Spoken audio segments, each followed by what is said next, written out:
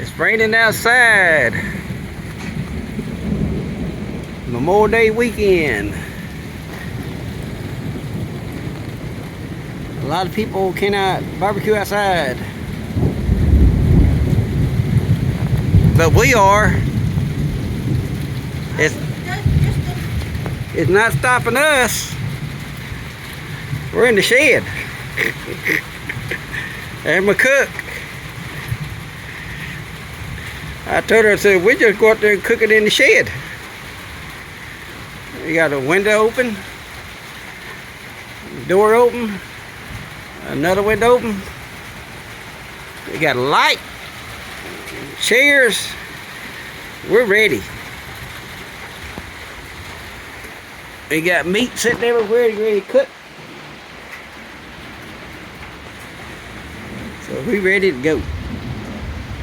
We started putting meat on the grill.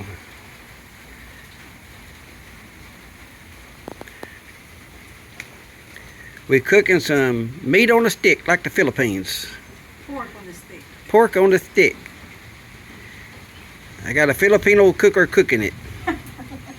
First time I do this, so I hope it tastes good. I don't think nobody's gonna complain. But me,